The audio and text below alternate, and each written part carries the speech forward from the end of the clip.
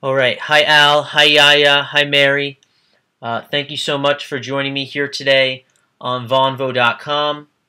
Today is March 17th, 2013.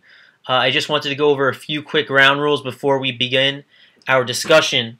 The first is that right now this conversation is being recorded, and after the recording is complete, I'll be uploading this conversation to YouTube, to the internet. Is that okay with all three of you? Yes. Okay, great. And then on top of that, here at Vonvo, we're all about our conversation staying both civil and valuable. We don't want there to be any personal attacks against anyone. Are both of you fine with those ground rules? All three, I hope. Yes. Okay, great. Yes. Okay, great. So let's get our discussion started.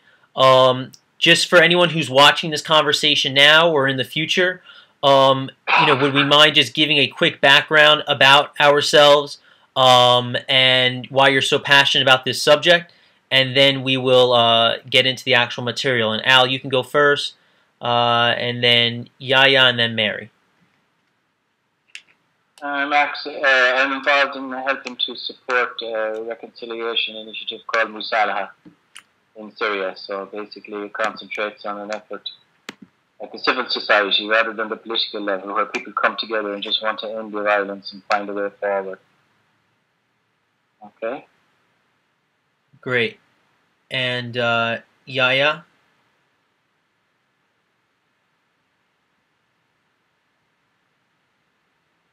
Okay. My name is Yahya Abu Hassan. I live in Egypt right now. I'm a Muslim, and so I have a certain attachment to Syria for both religious and personal reasons. I lived there before. Actually, when I started learning Arabic, I learned Arabic there in Syria. And I know many people in Syria, and I know the Syrian people in general as well, their mentality and so forth. And I see current conflict actually it affects us, myself, my family on a personal level due to the people we have, friends we have.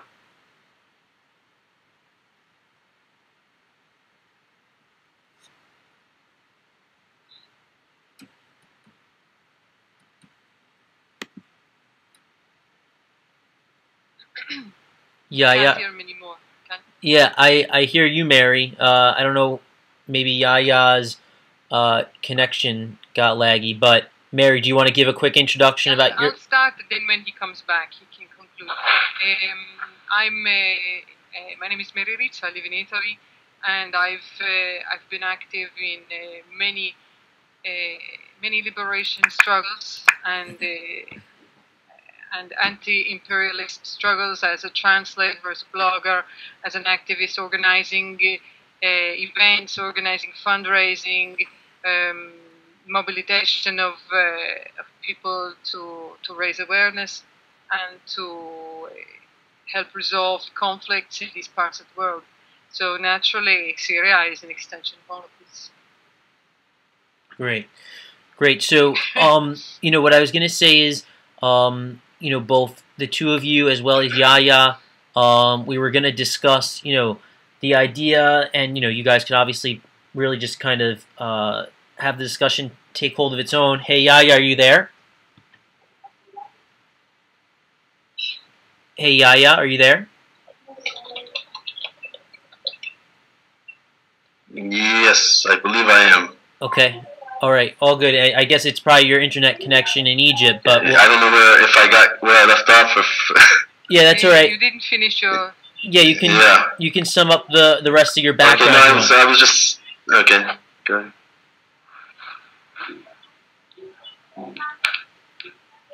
Yeah. If you want. No, I was just saying that. Go again. Sorry, 1 second. Okay. Basically, I was just saying that I find the conflict in Syria is something that touches home with me because I have many friends there and so forth. I lived there, studied there, and I like to look at the situation and try to figure out the best solution for the current conflicts that will make everybody happy, but specifically, obviously, the Syrian people and what is best for them, and in general the region. As I do live in Egypt, and it does also affect me while I'm here as well. So, but with that said, I tried to look at it from a logical standpoint, not so much an emotional one. Right. And that's me. Right. So, I don't know if Mary spoke it, but it was. I did. Yeah. Okay. Okay. We're So done. so we can move on. right. So guys, we each decided that we were gonna discuss the idea behind the sectarian threat inside of Syria today, and kind of just analyze that concept as a whole and see where the discussion sort of takes us. Okay. Mary, would you mind starting and kind of just, help define for our viewers really what the sectarian threat ultimately means, and, then Alan, Yahya, you can come in and play off of what Mary has to say. Okay. I wouldn't so much call sectarianism in and of itself a threat, because you have sects, different groups of people, minorities, and these people in most societies are generally able to coexist and to continue living with their own rights and practices, both linguistic or cultural or religious. And case of Syria is a very widely pluralistic society.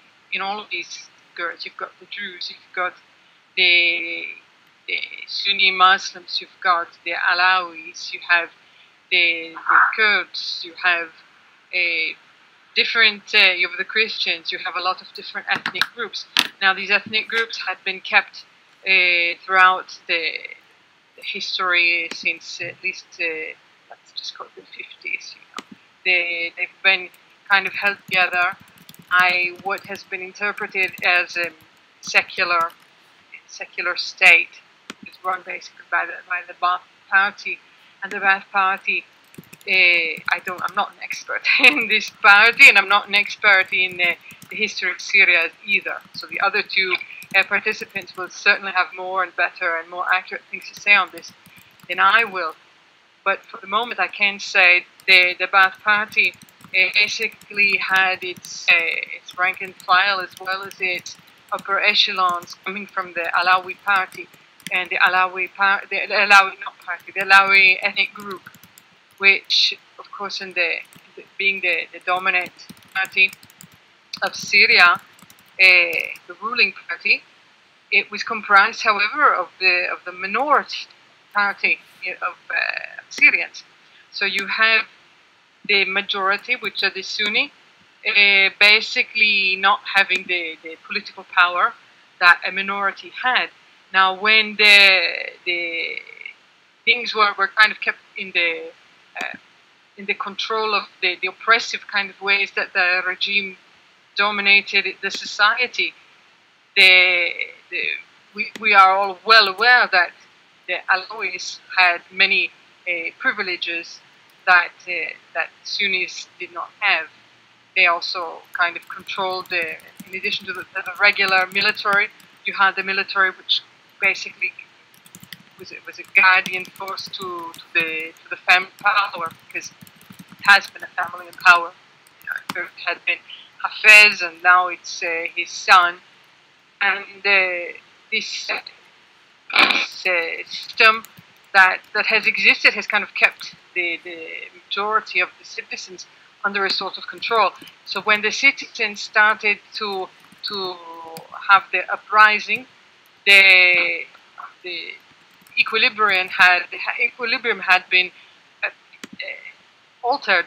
You no longer had that the majority had kind of less power.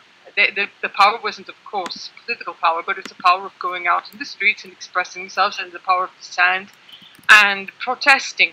So these protests, as we know, had been quelled with great violence, which brought about, of course, an escalation, and we can go into that as well. But the point is that the Alawis, of course, have felt threatened by a lot of this, and in order for the regime to maintain its military and its economic kind of power and its political power, which is basically held up by the Alawis, it basically had stated that this was not a war of people wanting their rights, but it was a sectarian war, and this, of course, had come kind of into the consciousness of the minorities who had the power.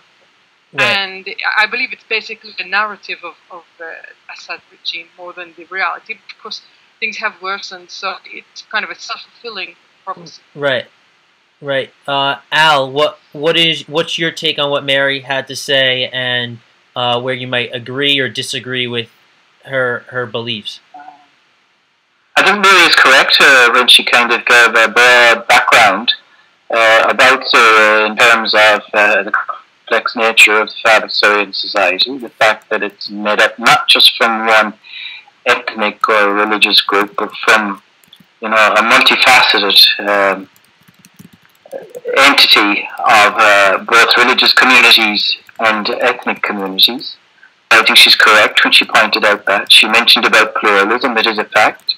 It operated very much regardless of how the state itself held political power onto it, and regardless of whether it was contained within one group in the regime. The country itself operated in a secular and a plural nature, but helped guarantee a certain level of rights and freedoms to the various minorities there.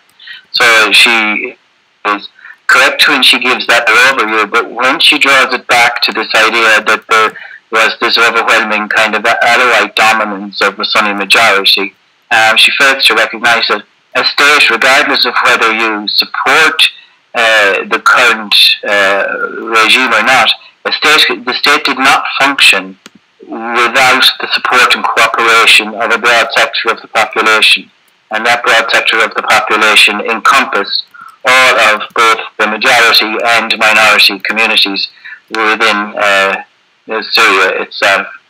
I think what she says about the sectarian narrative has been something of a self-fulfilling prophecy, and that somehow it wasn't true, or that the state pointed towards this in order to frighten the minorities. I think that the day-to-day experience on the ground now, in terms of what's happening, is so far removed from the experience of a struggle for freedom and democracy, in terms of the way that specific instances and things occur to people and to communities, that it's not a case of whether the government tried to scare people. It's a case, it's a fact that there are elements within the opposition today who implement a sectarian policy, and moreover, not just implement sectarian policy, but implement it on religious grounds, on the specific religious grounds of one group within a religious majority in Syria today. So I take issue with that, and say that there are countless people who have experienced sectarianism at the hands of groups who purport to be part of the opposition in Syria today. But and also, I just like to clarify that no government could have operated in the way that it did in Syria without the support of people from across a broader section of the community than is found within one religious minority. Okay, and Yahya, go ahead.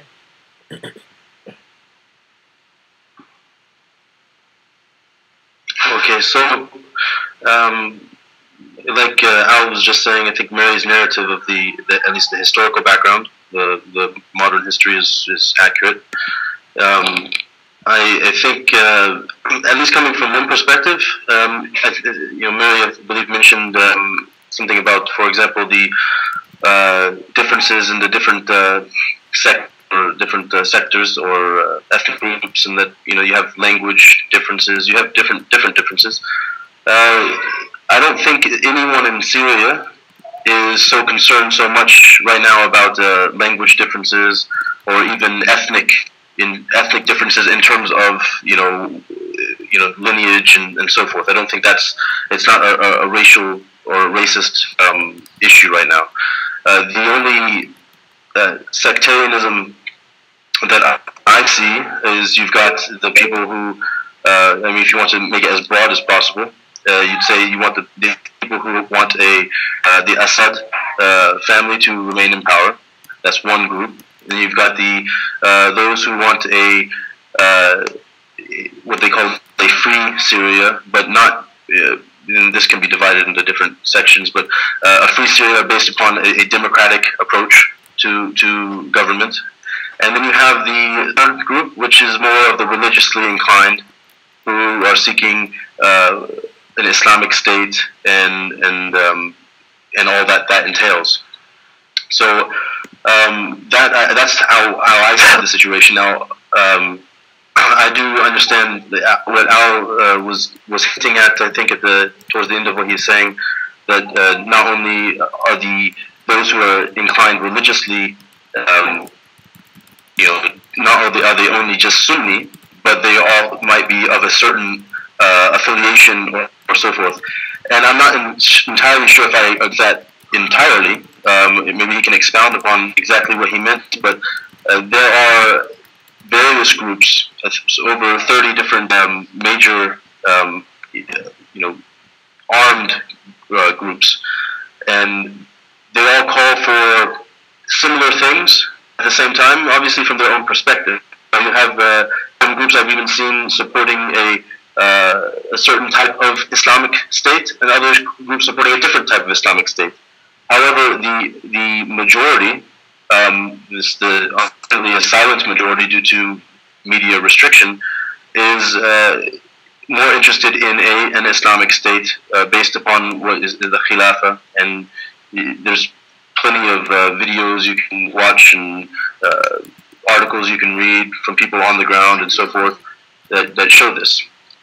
So this idea, I just wanted to go back slightly about democracy and pluralism and sectarianism and so forth, is that this, I understand, is an issue in a democratic or so-called democratic, because you can go anywhere in the world, you can find a different form of democracy, but a democratic system is usually one that people hope that the minorities and the majority are treated on complete equal standing.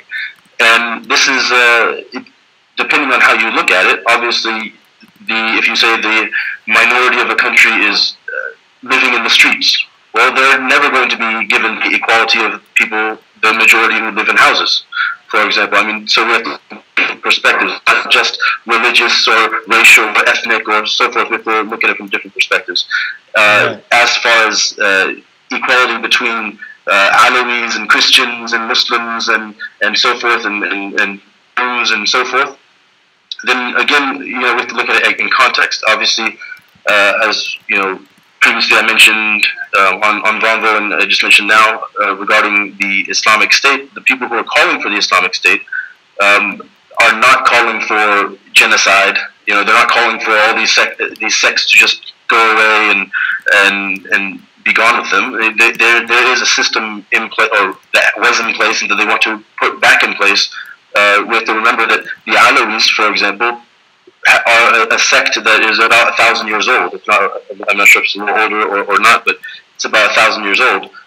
And they were there during the Khilafah.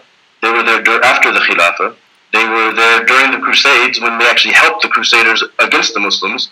And yet, even after that, they were still there. So it wasn't just genocide, kill all the Alawis as soon as possible. It wasn't like that. And I think that under an Islamic State, you'll see that there's a little bit different understanding about sectarianism as being portrayed in the media and so forth.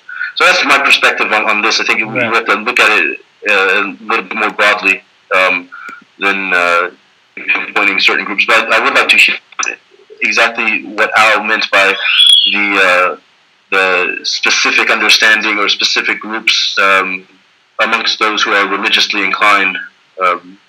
if you could just expound on that, or if Mary would like to. Okay. Now I'd like to thank Yara for what he said and for his honesty in outlining what his belief is in relation to a future Syria, because he literally has, in a very honest way, nailed the lie on the head this evening. The West and the people in the West, such as the United Kingdom, France, the United States, if you talk about the West in terms of a geopolitical entity, countries like Australia and New Zealand, all of these countries have this perception through their state media that there is the required support of their country's foreign policy for a movement in Syria today that is about freedom, democracy, equality, and dignity of the person. And the reality as defined by Yahya is not a movement towards a secular, democratic, pluralist state, rather the recreation of a religious state.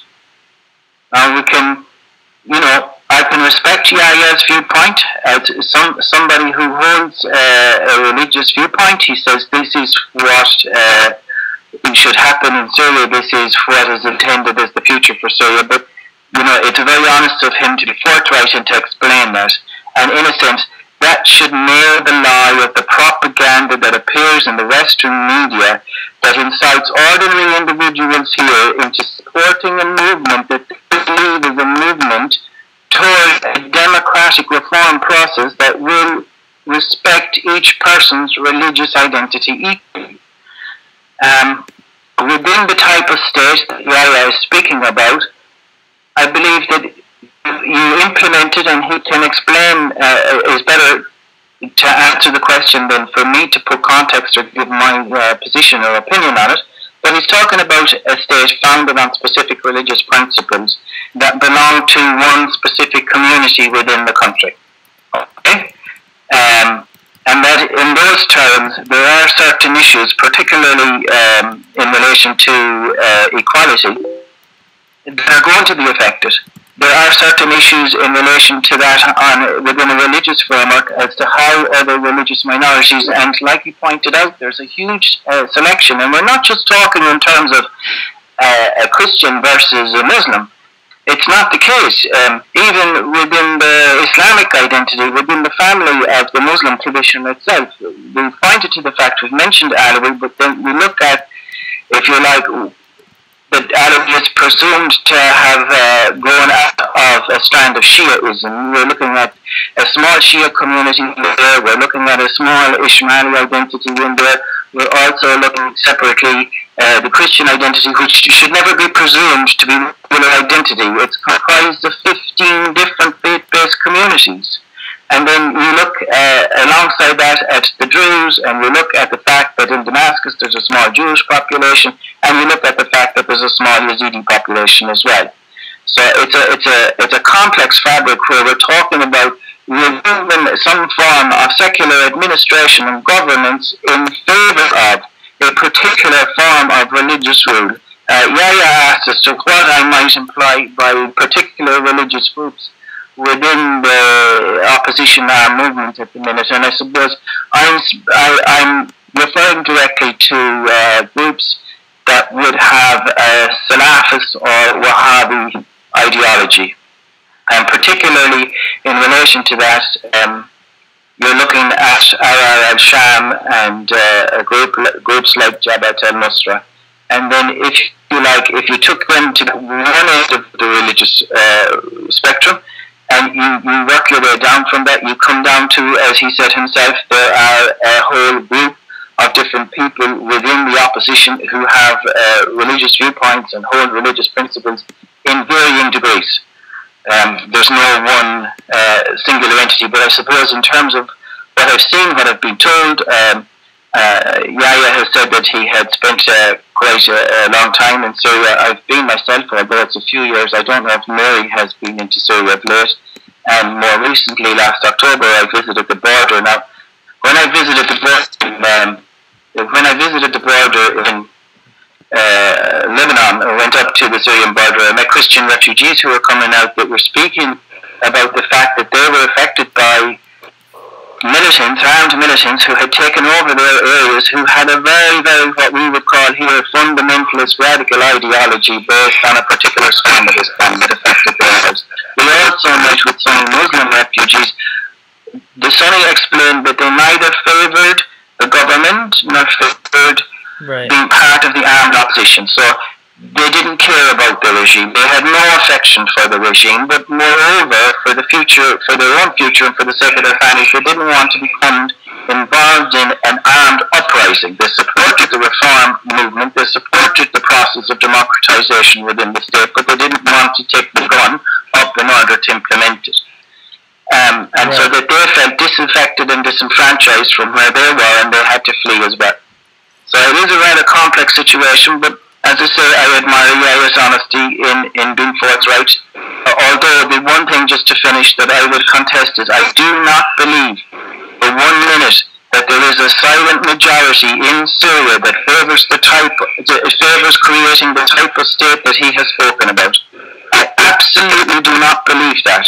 And I can tell you that 10% of the population of Syria are Christian, 10% Sunni Muslim are Kurd, ethnic Kurds. They have an issue among themselves on a national basis that doesn't come down to a particular religious ideology, although you will find people with different religious, motivated by the dynamic of religion to different extents within that community. The overall consideration there is one of a national identity. Also, if you take within that context in the Kurdish region, you have Christians who make up 25% of the Christian population inside Syria, and yet they have a separate ethnic identity as a Syrian. They don't defer to the state, but at the same time they are not looking for one particular religious ideology to come to dominate. Alongside that, there are countless Sunni Muslims who today feel disaffected from the movement, this armed insurrection against the state, who feel disaffected, I think the majority of Syrians favour a process of democratization and reform, but they don't favour the way in which it's been taken, the direction in which it's moving. So I would contest that there is some sort of a silent majority for all kinds of reasons, diverse ethnic backgrounds, and various strands of the religious framework within Syria. I don't believe that there is a cohesive Muslim majority inside Syria favouring the type of state that Yahya has spoken about. Okay, thanks, Max. Right. Mary, why don't you chime in here? Okay, I believe first of all that what Yahya said is his view. It's not backed up by facts about the demand for the return of the caliphate and all of these things. I'm sure that there must be some persons that follow this kind of hope for a project, a future project of the Middle East and Syria in particular. But I do believe that they are an extreme minority, and as a matter of fact, they've never really had that much sway in the populace, and this is something that Al himself has just verified a second ago.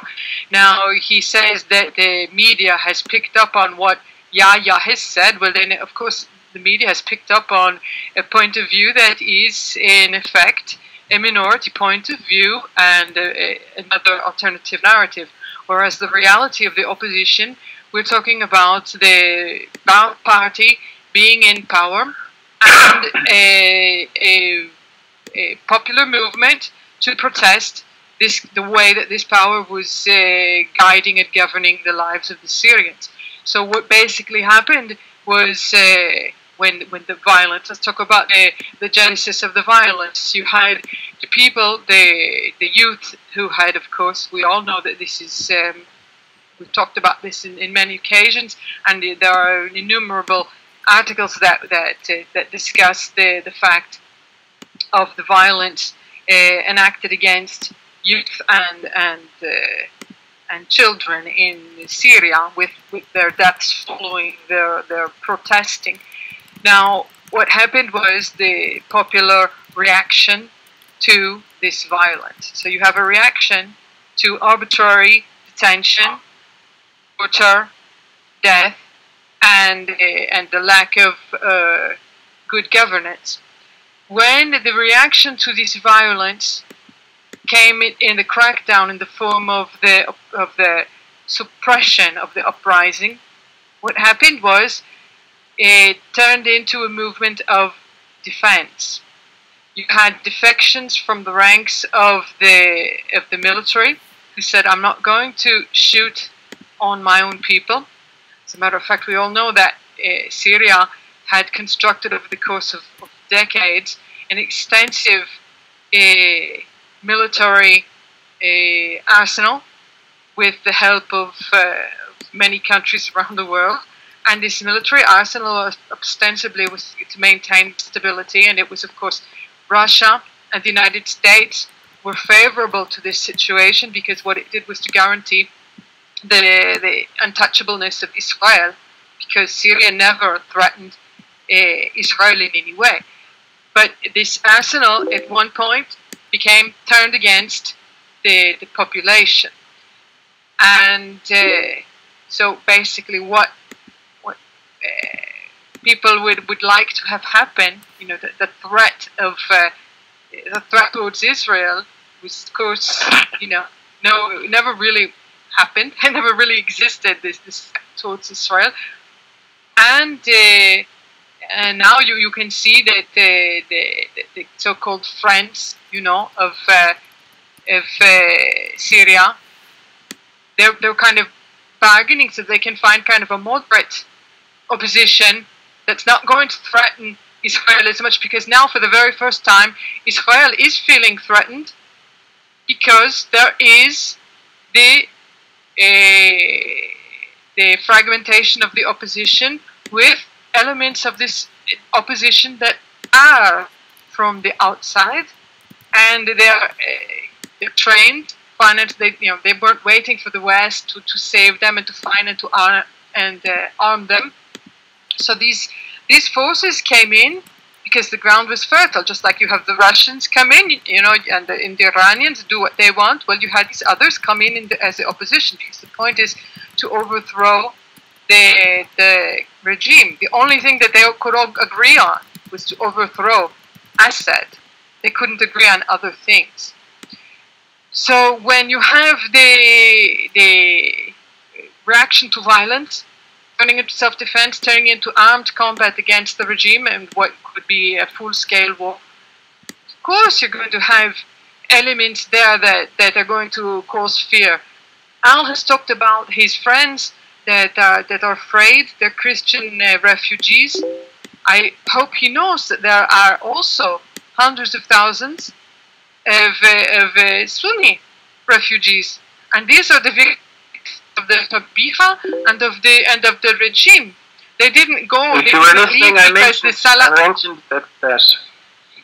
Sorry, Mary, I mentioned that there were also met Sunni refugees. Sorry, just to correct, but it wasn't solely concentrated to Christians. I met Sunni refugees as well. Sorry. All right, but the major part, benissimo, the major part of the refugees are indeed Sunni. Now, if this is not ethnic cleansing, it comes very close to it.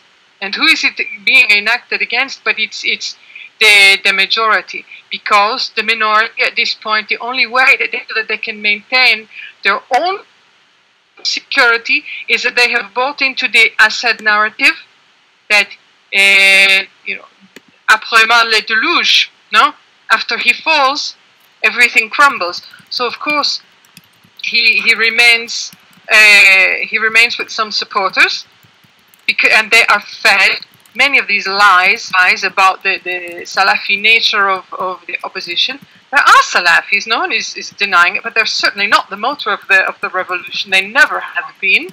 They've never been a huge element in Syrian society. And if you would like to talk about why the jihadi had even come to any kind of presence in Syria, the only reason for this is because of the actions of Assad. Because Assad had all the opportunities to dialogue, to discuss, he stepped down even, to have the humility to say, I am not more important than the children of Syria. I am not more important than the territory, than the assets of my land. Instead, he's some kind of maniacal leader that all has to be destroyed so that he can maintain his power. If he still has followers, his followers, I hope one day they will open up their eyes, because one day they're going to have to live into post-Assad society, and they will have to respect for the 4 million internally displaced and the 1 million refugees if they ever do come back to their homeland. Right. Right. So Yahya, do you want to come in here?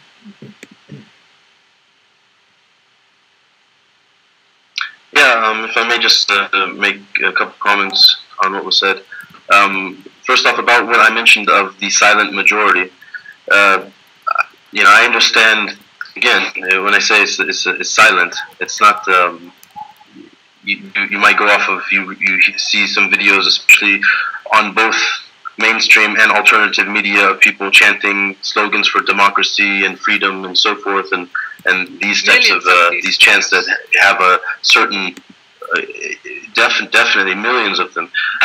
You'll see that, but at the same time, if you speak to the people, obviously maybe I'm not just biased. I know I'm biased, but at the same time, maybe the people I speak with, obviously the Sunni are from the Sunni groups and not Salafi groups. There's the Ash'aris, and so forth are present there. The state itself, is very Sufi oriented. Even the Sufis of them, they want the same. A lot of them want the same thing. Here in Egypt, for example, we have lots of Syrian refugees come, especially to the area where I'm living right now. It's a small area, but it's a place where a lot of Syrians do come. And I hear from people who have family members in the Free Syrian Army, family members in Jabhat al-Nusra, family members in all various opposition groups. And when you speak to them about an Islamic State, that's what they do want. However, and the same applies even in Egypt and in other surrounding areas. However, they are afraid. A lot of people are afraid, number one, to even speak out, as I'm doing, for example. I mean, I honestly, I think that it's more important to speak the truth and just get it out there. And I don't think that their fears are necessarily justified, though they do have a fear. They saw, for example, in Afghanistan, when the Taliban was establishing themselves and so forth, that America just came in, after 9/11, on the pretext of 9/11 and so forth, and attacked. They saw what happened in different parts of the Muslim world whenever anybody starts speaking about an Islamic state, that America or the West, and I'm just speaking on their behalf. I don't necessarily even agree that, like I said, that the fears are actually justified, but they are. That's the voice that you hear from. If we establish a khilafah, we'll have more war, because there'll be out now all the Western countries and everything. They will attack us. So we have to, and this is even almost verbatim of what they say. We have to enter through a democratic process in order to achieve the Islamic State. So you might be hearing a lot of people talk about a democratic system. They want democracy and so forth. Many of them do want that, but they have, just as you see here in Egypt, the Salafis. The Salafis are now joining the legislative groups. They supported Morsi, even though he's Ikhwani, but you had the Ikhwan as well. They became so democratized in order that they could penetrate into the system, so that they believe one day they will have an Islamic State.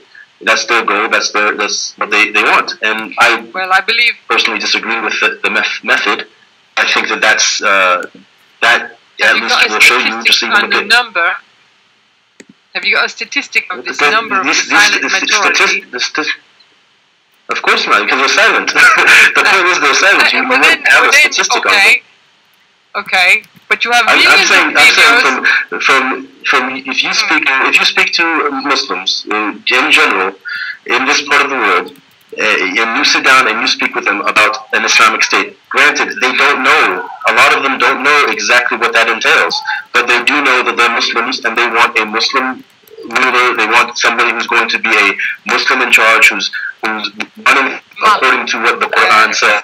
Because they actually read the Quran, they hear the Quran being recited every day, and they know that in the Quran there are many verses about the power and the authority resting with Allah, resting with God, and they know that these same words they hear in political discussions are coming up in the Quran. So they can't just say, oh, we don't want, no one says we don't want an Islamic state. Everyone in this region, not everyone obviously, but everyone with a religious background does want that. Now, of course, I'll tell you, there's no doubt that there's a group, even if you want to say it's a majority, I don't think it's a majority, but, you know, if you want to say it's a majority, you want a democratic system where, you know, the laws that are legislated by Islam don't apply. Okay. The majority does want a pluralistic democratic state. If we're talking about just, you know, let's talk about the evidence of look at the marches.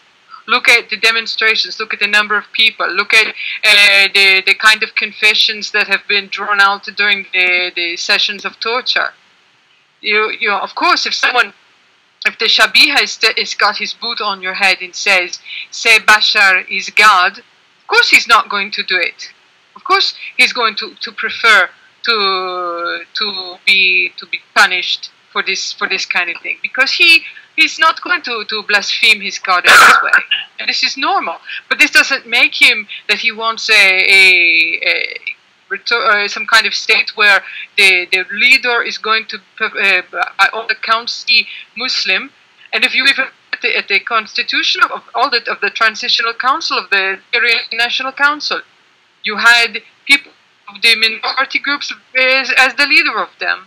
You don't, you know, you don't. Sorry? Wait, so just Al, I want you, Alan and Mary and Yahya, I want each of you guys to continue. What I was just gonna say. Can I respond there? Yeah. You're gonna respond in a second. I was just gonna say, there's an individual inside the audience that wants to participate, so I'm going to remove my spot from the Vonvo, and then if, you know, the four of you, she's been listening in, so if the four of you can just continue to have, you know, a organized discussion, that would be great, and I'll continue the conversation. Okay. Go ahead. I just want to answer to Yahya and Mary on a few points where that person's included, because that's going to just change the dynamic of the discussion again. So just quickly, Yahya, you mentioned you mentioned about the support of people for a caliphate, and you drew into that the Sufi. And I believe I understand from the discussion here that you are actually in Egypt at the moment. And I really think I have to say, please, Sufi shrines are being destroyed as we speak in Tunisia. They are being attacked and destroyed in Libya. And the Christians and the Sufi are in alliance in Egypt for mutual protection because of what's happening. So don't draw the Sufi in and they're supportive of your particular frame in relation to this or the wider dynamic. Mary, I just want to pick up on a couple of points that you said about the violence in the protests when people went first, legitimately seeking a democratic reform process. This idea that the government came back and helped, they did, but somebody in the middle of that seeing the opportunity to inject chaos and to inject violence into that situation. And I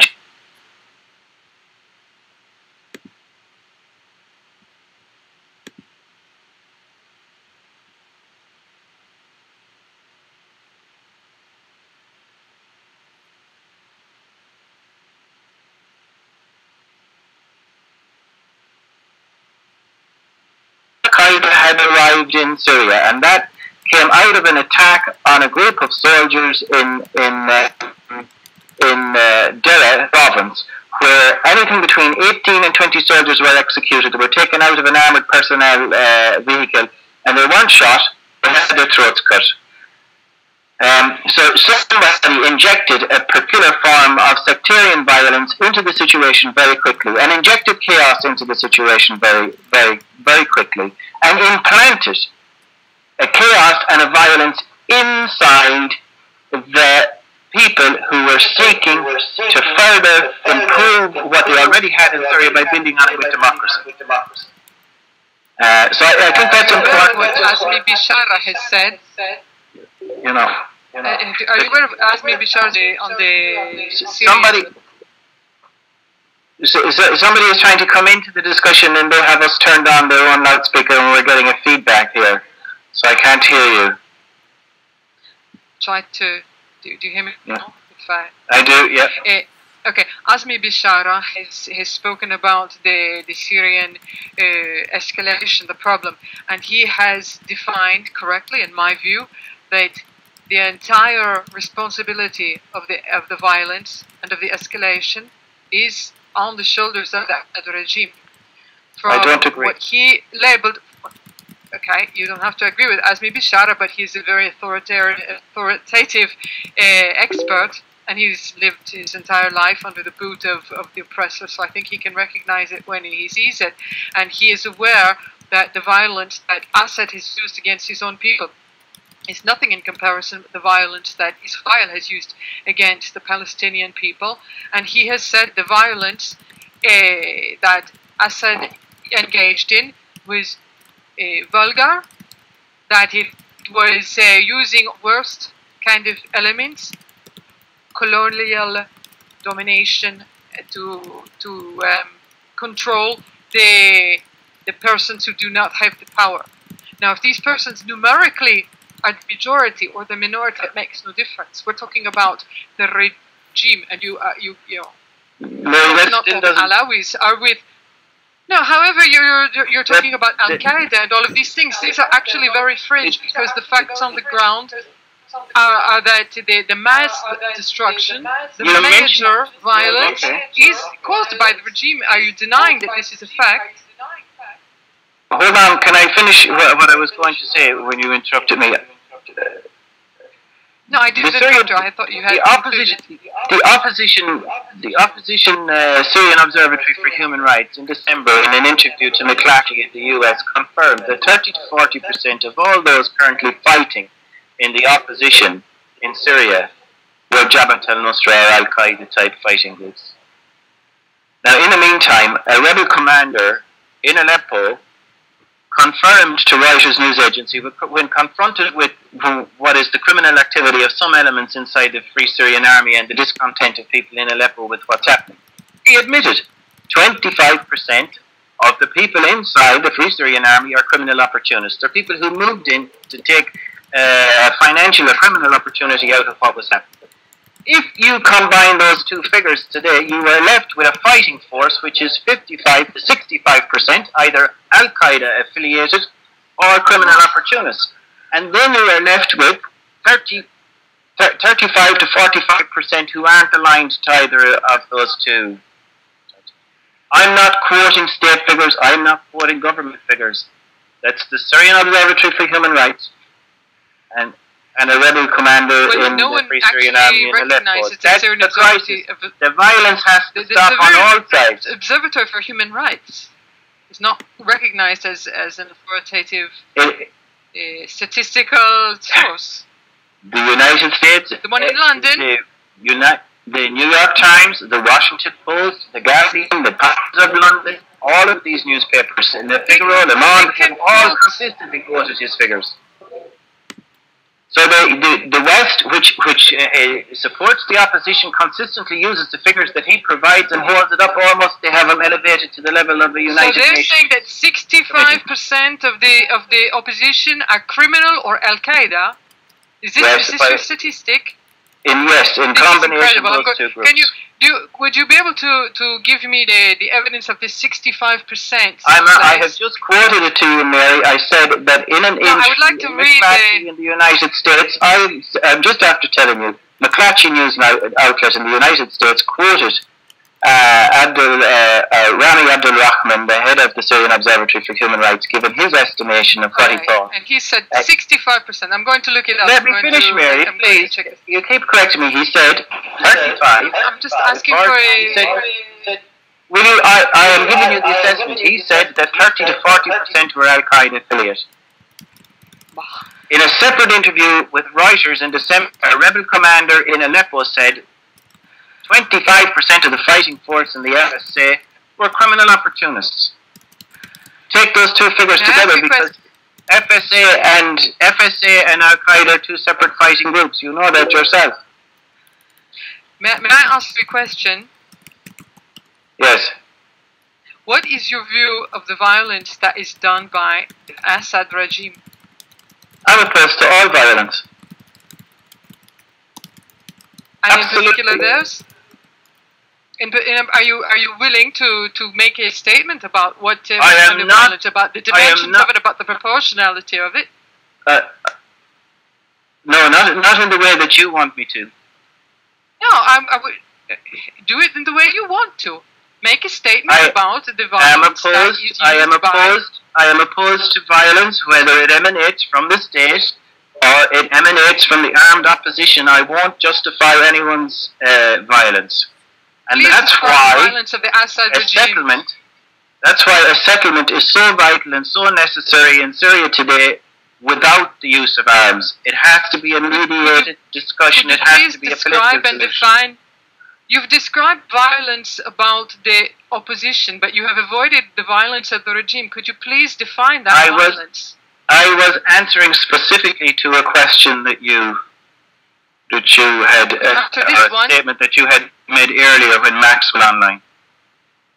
Could you answer this question? It's not a difficult question.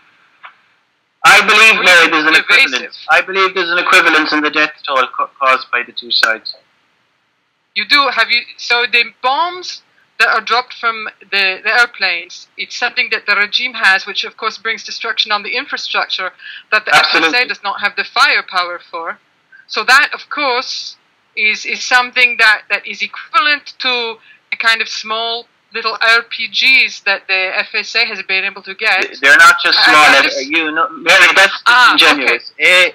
You know that the munitions that opposition have to hand are not small RPGs. And the other thing is, it's not just a case of having an airplane and bombing an area to destroy its infrastructure.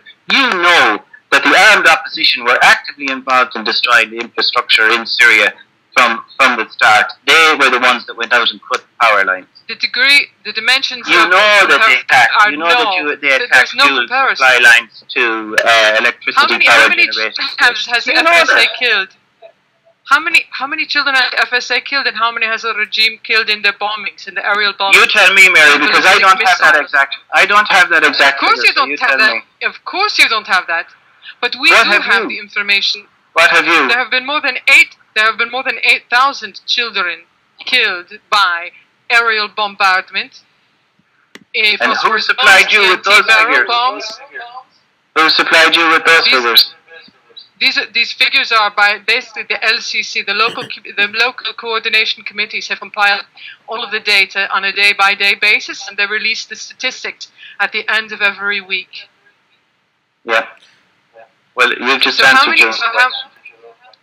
Yes, so is there a problem with the LCC? Well, when I quoted you the Syrian Observatory for Human Rights, you dismissed it. Because I was providing you with a statistic you didn't want to hear. They're in London. The LCC is on the ground.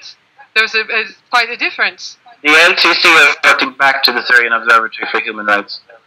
There are two different entities. The LCC, each and every day, compile all of the different reports that are gathered from every single coordination committee, which is a grassroots kind of capillary organization all around Syria.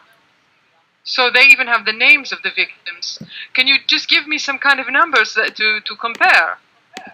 I mean, you seem to diminish on the same level the firepower and the aggressiveness of the Assad regime. And anyone with eyes can see that this is absolutely not the reality. You might be concerned of presenting. You question it. Well, I question that in the sense that you have to remember a lot of the civilian population will flee an area where there is conflict. Initially, thousands flee because the opposition fighters are coming in to take control. Once they arrive, it causes another flight. People move to a safe haven. They either leave the country, they go into a refugee camp, or they head to an area that hasn't already been embroiled in the violence. Thereafter, the government comes in and starts to bomb an area. So the majority of the population in places that are attacked, you've seen it, you know yourself, that Aleppo did not want to be part of this uprising. Damascus didn't want to be part of it. They were dragged into it. And as the violence comes to a particular area, people flee out looking for a safe haven. They don't flee to an area of, per se, of rebel control. They flee to an area that is not involved in violence. And we've seen across northern Syria what happened in Ras Al Ain. Thousands fled before the Turks allowed a cohort of opposition fighters to invade that area. More fled as soon as they arrived. Many of them went to Qamishli and Hasaka cities. When they were about to fall, the people in Qamishli and Hasaka were begging. Regardless, it's not a case of whether they supported the regime or they supported the armed opposition. They were just saying, leave us alone. We're a safe haven. We are already saturated with refugees coming in here. Don't bring the fight to us. You come, you make your battle here. Thousands have to flee again. And because you're there, the army comes in and then bombs. And that causes the flight of thousands more. Hello. Yes? I have a question for you, actually. I'm originally from Turkey, but I've been living in the United States.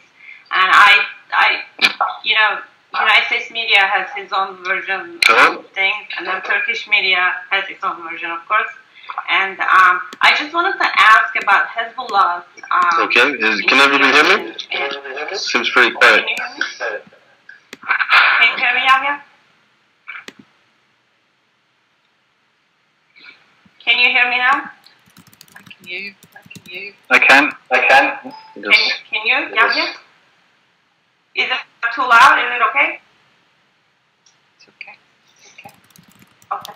Now, I was asking Yahya that he was saying the opposition is trying to create an Islamic republic, basically, right? Because I came on the last part of your conversation, and I'm trying to understand Hezbollah's role in it, because Hezbollah is known as an Islamist organization, and they're supporting Assad.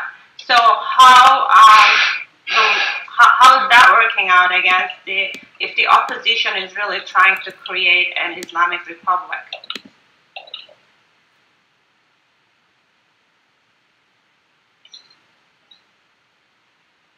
I don't think you can hear me.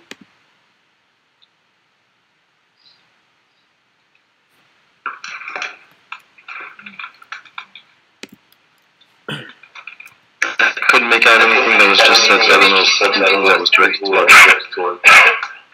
I'm just gonna type it.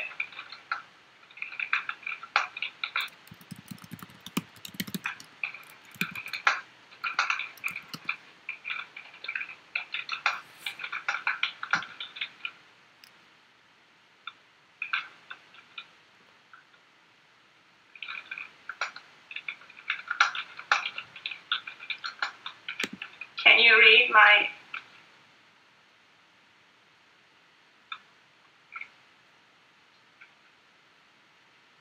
Can you read my messages?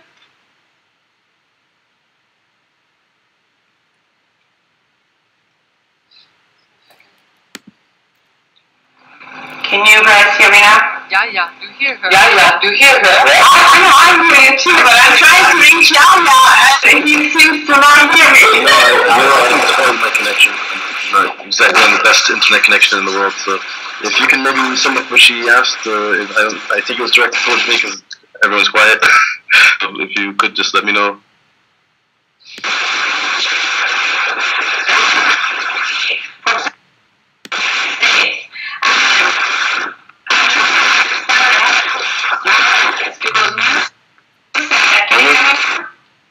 Audio is terrible now. Can you hear me now? I think we need to come up with a better connection. Okay, let me try to come back in. Okay.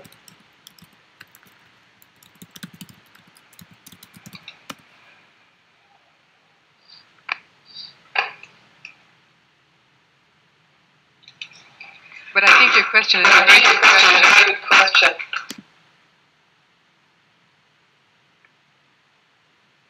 Also because the major supporter of Assad is, of course, Iran, Islamic Republic. So. Okay, can you hear me?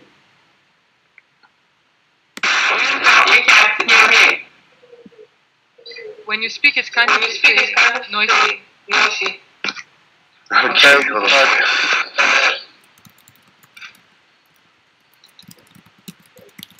I'm trying to allow my microphone again. I see it. I apologize for that. I don't know what it is, but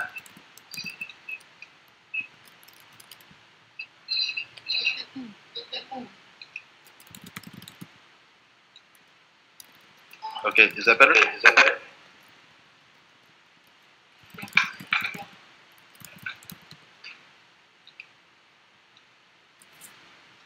Or is it too low? No, it's okay. can you hear me? Okay now? Okay. What was the question? Sorry. Sorry.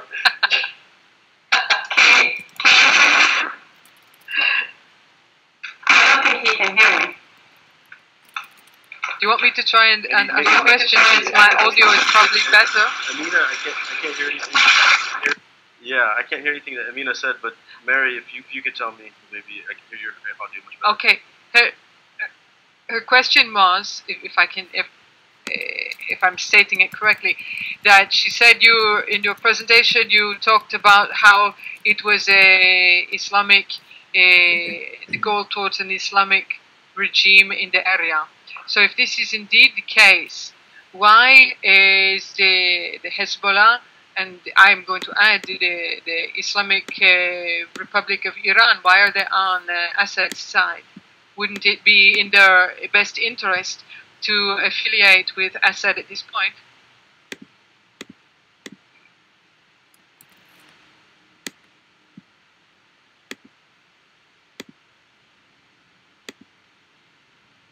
It's not coming through. Now I'm not hearing anything. I've got you. I hear you. Last thing I heard was just talk and see what happens. Okay. No, I don't know. I know that they want me. Do you want me to speak more about the Islamic State or a specific issue?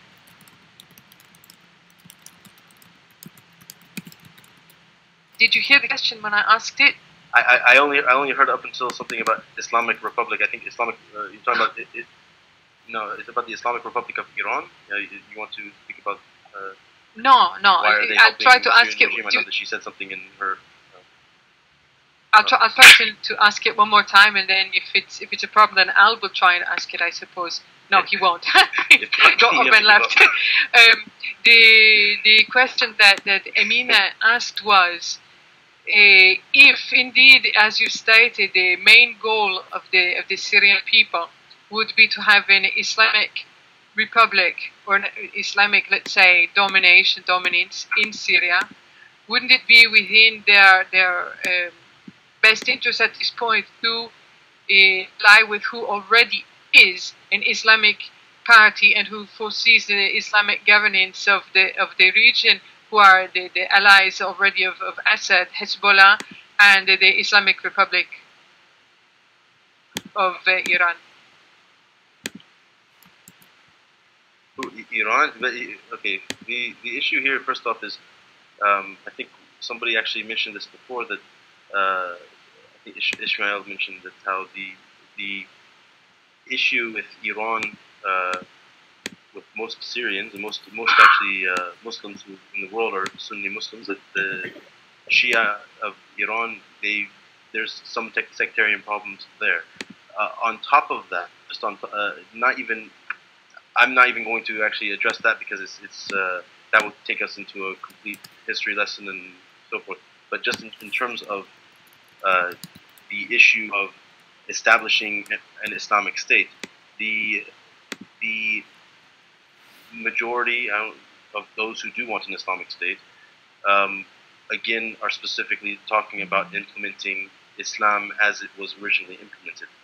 What you have in Iran is not the same thing. It's not. You have even legislation in Iran and so forth, according to not just Sunni, actually even traditional Shia. There's no such thing as a legislative branch of government, and this is just one aspect. So a lot of people don't entirely support the idea of Iran being a symbol or a representative for what an Islamic state is. Even when you say an Islamic republic, republic, the ideas of a republic are not the same as a pure Islamic state. Also, they have, for example, their Ayatollah is their supreme leader, as they say, whereas that's not. We don't have a separation, a clerical branch and then a political branch and so forth. It's all one thing in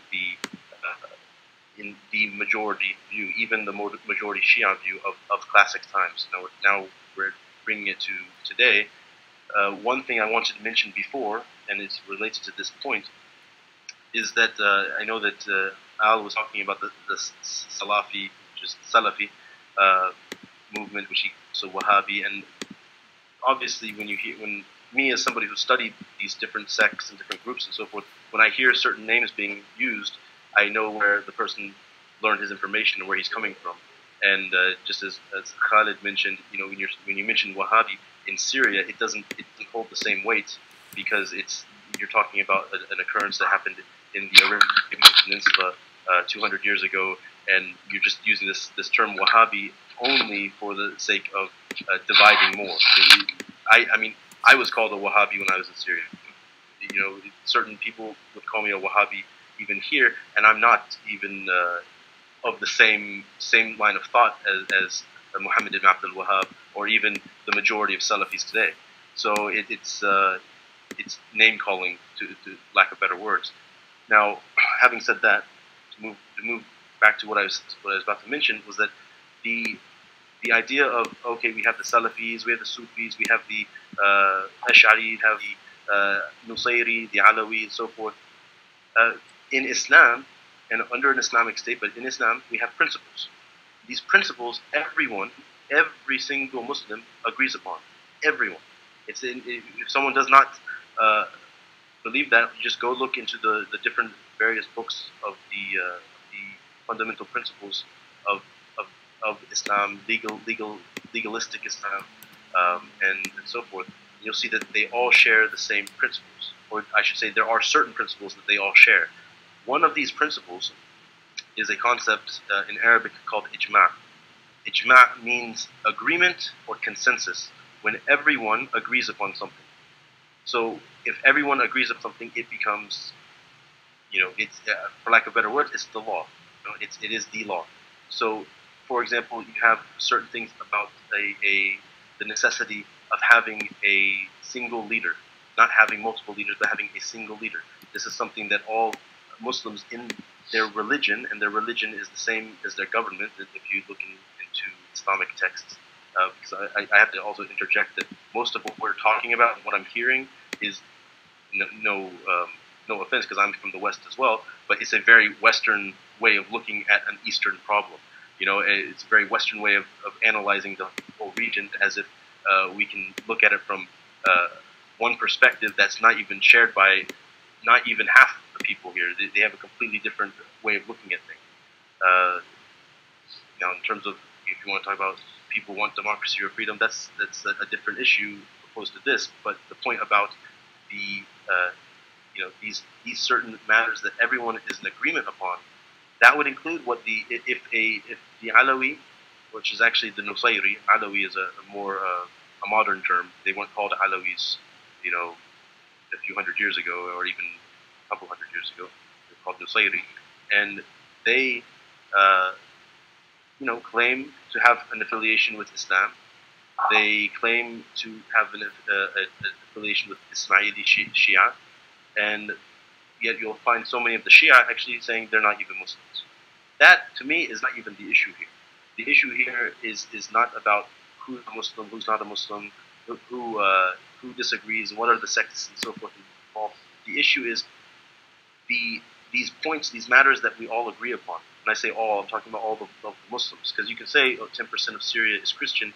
Well, I don't think that you'll find too many examples in the world where a 10% has a voice that completely changes the majority's outlook and so forth on things. And if you do, I think that's actually rather oppressive to the majority. That's actually what you have in Syria right now, which is a lot to do with that oppression. When I was in Syria, for example, I'll just give a small example. They had spray painted on the sides of government buildings and so forth. Hafiz al-Assad ahkam al-hukama. That Hafiz al-Assad is the most wise of those who are wise. And in Islam, in Sunni and Shia Islam, that's a blasphemous statement. But they, to assert their power and their authority over the people, they had to change the beliefs. This is why even like Mary was mentioning about the torture, until people say you have to say that Bashar is your God and you worship only him and so forth. This was to assert their dominance over the people, and I believe that the Alawis are scared. But in terms of the fear that there was a Khilafah, an Islamic state, to take over the region, if you look in history, you look at especially the Sunni aspect of the Khilafah, you'll see that it's filled with examples of if somebody disagrees with the way the government is functioning, all they have to do is raise their voice, speak about it, and they are to be facilitated at least to listen to what they have to say. Granted, they follow the guidelines. The guidelines being what there is consensus upon, the ijma' that I mentioned before.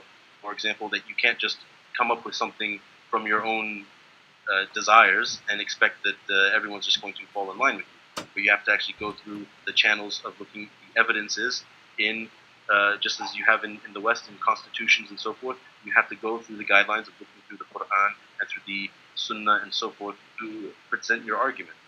This gives the people the ability to speak and to voice their opinions, but with guidelines, just like you find in so many other places.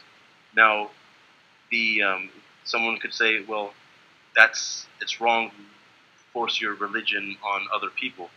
And 2 points. One about the Sufi shrines and so forth. When the jihadi Salafis took over in Mali and in Somalia, and mentioned in Tunis as well, and in Libya, I remember saying this as well. The destruction of these shrines, they took after they gained power in that area. They are the hadith of the Prophet Muhammad ﷺ, that even the Sufis agree is an authentic hadith. It's authentic. They accept it, but they just have a different understanding of it.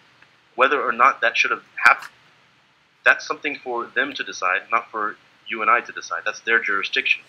Now, but if I could interrupt for 1 second.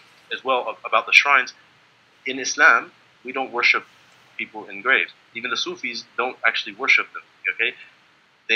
All they did was they leveled the graves so that people won't be forced to worship.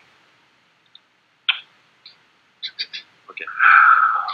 If I may say something about the religious buildings and what have you, I mean, even in Christianity, the religious building is not a place of worship, not worshipped in and of itself, but there is a law that about humanity that you don't desecrate sacred places or places that are considered sacred, and amongst these are places of worship and cemeteries. And you will find that most of the destruction that has happened inside of Syria has been at hands almost always, almost exclusively by the regime of mosques, cemeteries, and also churches. I disagree, There's so Mary. much evidence of this. I'm sorry? No, I'm sorry. I disagree with you. I disagree that you're saying can the I finish churches one were more thing? destroyed at Can the I- hands of the regime. No, I disagree. Oh, you have no evidence of that? Yes, All the yes, all the absolutely, churches have been. absolutely. Absolutely. Okay, well, absolutely. I'll let you I'll finish your have to point, get but you please some- let me reply then. Yes, okay. You're absolutely 100% sure that all of the churches and all of the mosques have been. Well, not all of the mosques. I mean, you'll probably admit that some of the mosques have been. No, I'm asking. I'm thinking out loud. I will answer you, but please don't put words in my mouth. I'm not putting words in your mouth. I'm trying to repeat. You what are. You said. Are you absolutely sure that all of the mosques in Syria were destroyed, not destroyed at the hands of the government? I never mentioned mosques. I just said churches. Excuse me, sir. I corrected myself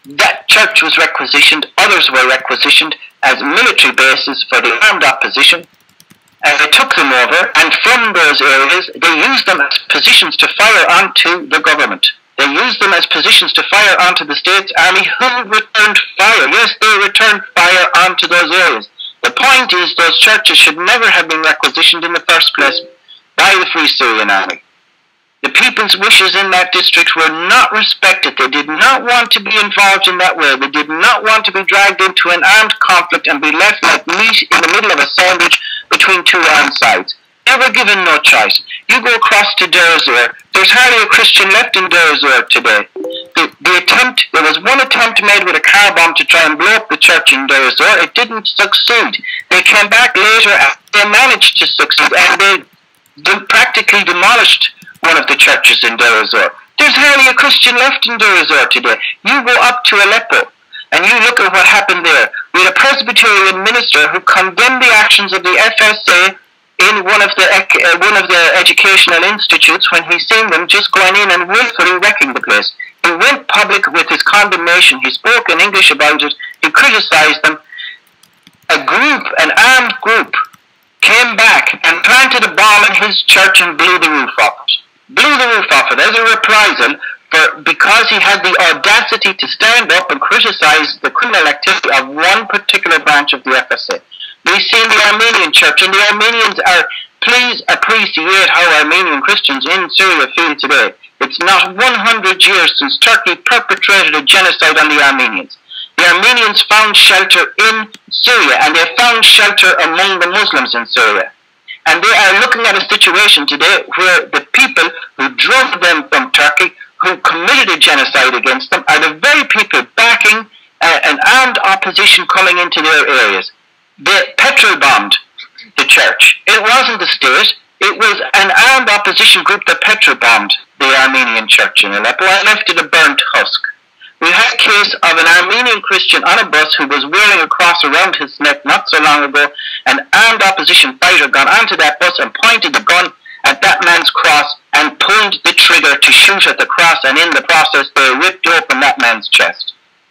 Well, so it's a terrible you thing. may have It's a terrible thing, and you may have, it is a terrible, yes Mary, it is a terrible thing, and you may have instances where the state have deliberately attacked churches, and if you have, please make it known, because it should be known and it should be condemned. As you said, there's I have shouldn't be attacked by anyone. But the implication that in your earlier statement, that it was the state that was attacking Muslim and Christian places of prayer, without reference to the fact that the armed opposition were doing likewise, shouldn't be allowed to go unanswered. And I'm giving you those specific instances as examples. Now, if you have other ones, please, you should highlight them. If the government are responsible for destroying other places, you should highlight them. Now, when you spoke about the patrimony of Syria being destroyed, one more point, and you mentioned the bombing of Palmyra and the destruction of Palmyra. It should be noted that as far as I understand, the town of Tadmor, which is the modern town beside Palmyra, is actually under government control. So please tell me why the government is coming in to ban a town that they actually control. Yes, the patrimony of Syria is being destroyed, and if government forces are involved in that, they should be condemned for it. But please do not excuse the fact that the Free Syrian Army themselves are involved in looting. And I have an instance where an 8th century fresco on a church, a fresco, for heaven's sake, a bloody fresco, they went in with chisels to try to hack it off the wall, to take it away, to sell it, to buy arms. So, as I say, two wrongs don't make a right. But if there are instances that you can highlight that the government have done wrong, but please don't brush over or whitewash the fact that the armed opposition on the other side are involved in other things, similar to what you're aiming the government to be responsible for. There are two sides to this story, and people should tell the two sides. I'm glad that the Christians have such an advocate in you who is giving their case with such passion and with such determination that they are on the right side, or only the victims. They're not on. The problem is, this is not a right and a wrong. It's not a black and a white. It's a dirty, messy, grey area, and people need to realise that they can't paint it in a black and white way of a good opposition and a bad government. It's a dirty, filthy mess. And that's the way that people need to see it. And when they realise what a dirty, filthy mess it is, they might all sit down and say we have to stop killing each other for the sake of peace, for the sake of unity, for the sake of the preservation of the state of Syria. We have to uphold the sovereign right of citizens for themselves and end the killing on all sides across the board. They have attempted on so many occasions to resolve the situation in a peaceful manner, in a way that would not have the escalation of violence. And then when you have the opposition defending the Jabhat al-Nusra, George Sabra, the supposed Syrian Christian who's a lifelong committed communist to Marxist-Leninist ideology, supporting the Jabhat al-Nusra is peace. Can I please finish? That you are operating on the proposition that the opposition is unified, and this is a fallacy because the opposition is absolutely fragmented. The Syrians on the ground are exhibiting a steadfastness and a unity of action that unfortunately those on the outside are unable to come to the same level of unity.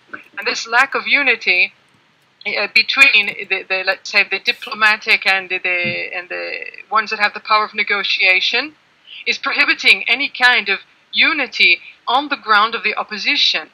So when you do not have the opposition that has a sole command, a single command, it's of course going to turn into a free-for-all. Now, for you to go the FSA, and we know, for example, that the FSA is not coordinated with many of the other. I agree. They're not coordinated. And the problem that you're demanding that, for example, the violence and all of these things stop. Everyone wants the violence to stop, but the person, the unit that actually has the power to do this is Bashar al-Assad, and everyone is aware of this. And it would be extremely simple for him to do so, and he refuses to do so because. And at this point is when it. Excuse me, please. At this point is when it gets extremely complicated because the United States at this point do not want the opposition that has some power on the ground to really take over and to really have any kind of power and firepower, because they are now afraid, just as for the very first time Israel is afraid of the regional stability, of what is going to happen when you have an opposition to Israel. And one thing, and let's say it clear, Assad talks about these fiery speeches about resistance and all of these things, and fiery speeches is not resistance. Resistance is being able to protect your people and their interests and your assets. And he has not done any of these things. In fact, he's done the opposite of these things. And the responsibility to everything that has befallen on Syria, everything, is a responsibility of who has power. I don't agree. I don't agree. Of course, you're not going to agree with this. No, I don't agree on the principle that it's solely predicated on one individual who can solve this. You can't just say that the president of Syria has to do X. Saudi Arabia has to do it. Qatar has to do it. Turkey has to do it. The US has to do it. Britain has to do it. France has to do it. United States. Can I please finish? Turkey, Qatar, and all of these things is blah blah blah. Anti-imperialist bank for the most part. I'm sorry, it's not. Okay, sorry, it's not. I'm sorry that it is. However, one of the points that I would like to make, and I think this is quite important, the United States just yesterday, or today, if we're still in today's date, they have announced that the CIA has plans to do drone attacks against as they call it, the jihadists inside of Syria. They are ready to strike the jihadi opposition within Syria. The CIA. The so-called friends, of the downfall of Assad. Now, one of the problems is the opposition, as I said, they all have one basic task, and that is to throw off the regime that is in power. After that happens, of course, it's going to be no one knows exactly what it's going to be, because there hasn't been the unity, and there hasn't been the kind of decision that all the Syrians are going to have a voice in a post-Assad Syria, including those who had committed crimes against humanity, against the people. So, and this includes even the Shabiha, and this includes the regime that has caused so much suffering to people and killed so many innocents. So all of this, of course, they're going to have to be part of a solution. There's going to, some kind of dialogue is going to happen, but you cannot engage in any kind of dialogue in equal footing if you consider that the opposition, or I'm sorry, the oppressed and the oppressor are the same, or are using the same degree of violence. Because, and I will state this a million times if I have to, because I think it's a point that bears repeating, is that we have to realize what the definition in so many analysis of power, a definition of power and statehood. I've studied that quite a bit, and one of the points is that a state is, and this is the Max Weber point of view, that the state is the one that says, I have the absolute monopoly on violence. Now, the fact that they are doing this means also that they have to be responsible. You can't just engage in violence in order to maintain power. There's of course going to be violence, if you want to call police or military or defense, all of these things. These exist, but you cannot. Nor can you divide the actions of other states and their contribution towards violence in making a definition like that. Okay, let's talk about Russia. Let's talk about how Russia is intervening with all of these weapons. About Iran with the money and the arms and the military and the intelligence assistance. Yes, there is a lot of foreign intervention. Hezbollah, there's tons and tons of foreign intervention, and you're talking about NATO, Qatar, and the United States. Excuse me, please. Have you seen an American soldier inside of Syria? If you have, this is going to be yes, this what's his face? Matthew Van Dyke. Yeah. One. Okay, you've seen one. You asked me did I see one? I just answered your question. You asked did I see one? I answered. It's a war by proxy, Mary. Those efforts are by proxy. Those efforts are by proxy. People have been trained on the Turkish side of